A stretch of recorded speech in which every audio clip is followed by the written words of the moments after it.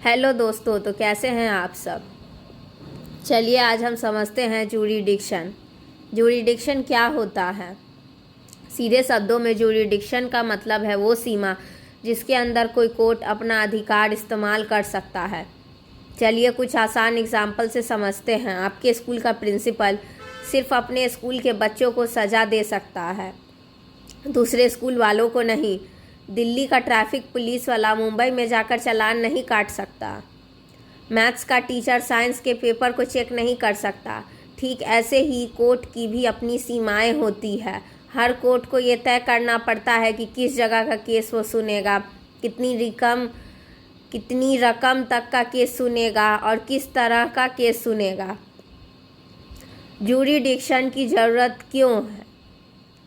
British के समय से अलग अलग कोर्ट बने थे। प्रेसिडेंसी कोर्ट बॉम्बे, मद्रास, कलकत्ता में, मुफस्सिल कोर्ट्स डिस्ट्रिक्ट लेवल पे और प्रिंसली स्टेट कोर्ट्स रियासतों के लिए।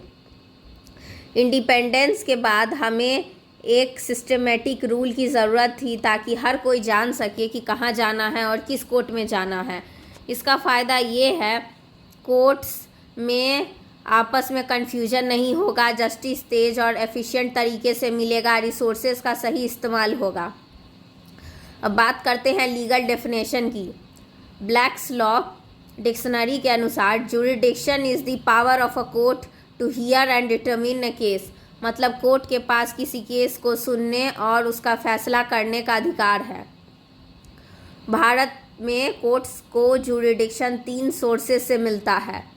कॉन्स्टिट्यूशन आर्टिकल 225, 226, 227 और 32।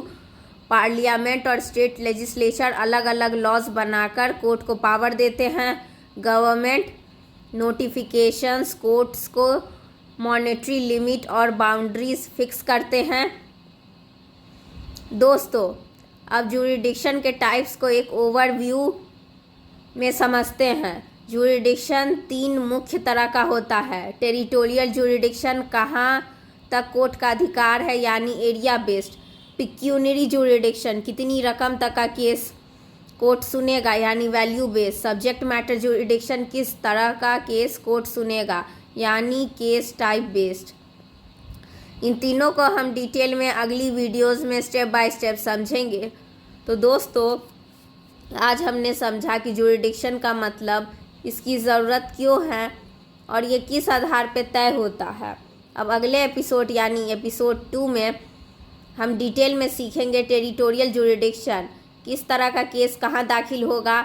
उसमें हम सेक्शंस 16 से 20 CPC तक के रूल्स और एग्जाम्पल्स को देखेंगे। अगर ये वीडियो आपको हेल्पफुल लगा है तो लाइक कीजिए, शेयर कीजिए और सब्सक्राइब करना मत भूलिए। कमेंट में बताइए आपके हिसाब से जूरिडिक्शन का कौन सा टाइप सबसे इम्पॉर्टेंट है। मिलते हैं अगली वीडियो में। Thank you and stay tuned.